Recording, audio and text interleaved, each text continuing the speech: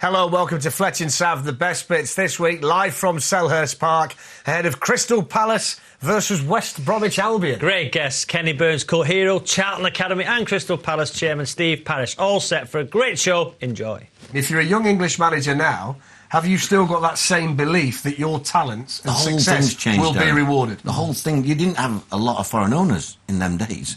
You knew what you were doing with your chairman. Yeah, they were hard work. You could tell me a chairman that's not hard work. But you dealt with them and you could have a relationship with them. Now, with all the media, the social media, the Twitters, you know, the chairman, they talk to players now, which they never did in my day. When I started managing, a player would never dream of talking to a chairman. Now they go and have a meal with him. You know, everything belittles the manager nowadays than what it used to do. So it's a far more tougher job.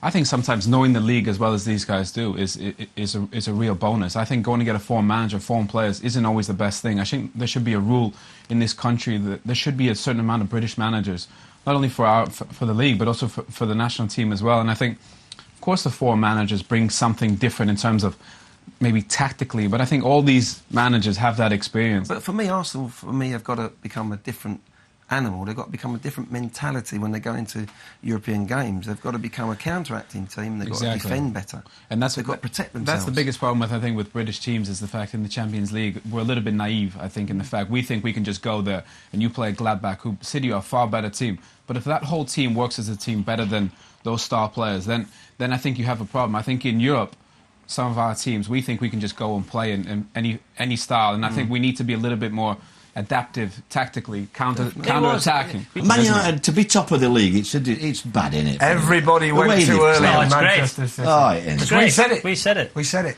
Nobody else said it. But you don't want to dower Man United to bloody win the league, do you? Not in the Premier League. Best team wins the league. Don't you think it's remarkable that a United team is so reliant already on a 19-year-old Martial, a 21-year-old Memphis, whereas before it's quite concerning, I think, if you're a fan, maybe. Matt is doing terrific, but I'm saying you're relying heavily on these guys getting you out of trouble, which is not really typical for a Man United team. Don't you think? No, but they're young. They're 19 and 21. Look, which they will have a dip, won't they? Arsenal rely on Özil, Cazorla.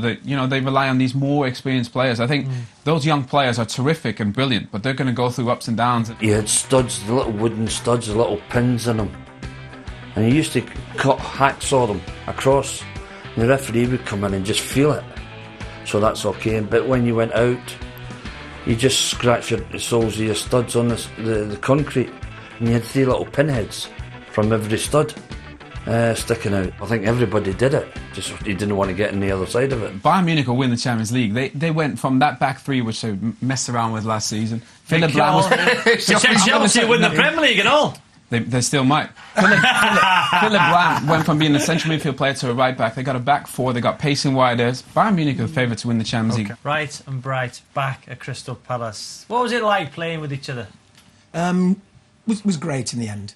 wasn't so easy at the start, but we worked hard at it.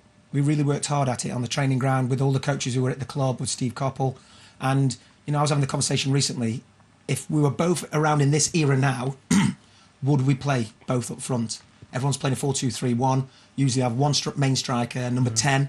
Would rather be a number 10, not really, but number 7 or number 11. He wouldn't play wide. So if Wright was at this football club now and we played with predominantly one main striker... Who'd be left out, you're him. Well, he'd be left out, obviously. I actually realised that's what you were going to go. Which one would you have bought, Right or Bright?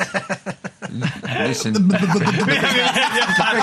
big man knows, when Wright is around, I get a little bit nervous, because he was my favourite player. Was he right? Yeah, definitely. I mean, I liked both of them. That era was the best era to be a Palace fan, when finals. Yeah, incredible time. You're not here to be constantly popular. You're here to have a long-term plan and think differently, probably, to most fans. So I think most people will tell you from the moment I walked in, I didn't really think like a fan anymore. I really believed... And to be fair to the guys that have gone before me, the mistakes that have been made are all great lessons. If they hadn't made those mistakes, I might have made them myself. But I had those lessons to learn, and I knew what we needed to do. I knew we needed a little bit of luck to get out of that division. And if everything went our way, we made more right decisions than wrong decisions, that we could improve the club no end. So, yeah, you have to think pretty ruthlessly. That's all for Fletch and Sav this week. Hope you enjoyed the show. Keep tweeting at Fletch and Sav in the week, and we'll see you next Saturday, 10 a.m, for another international special with some very special guests. Do not miss that one.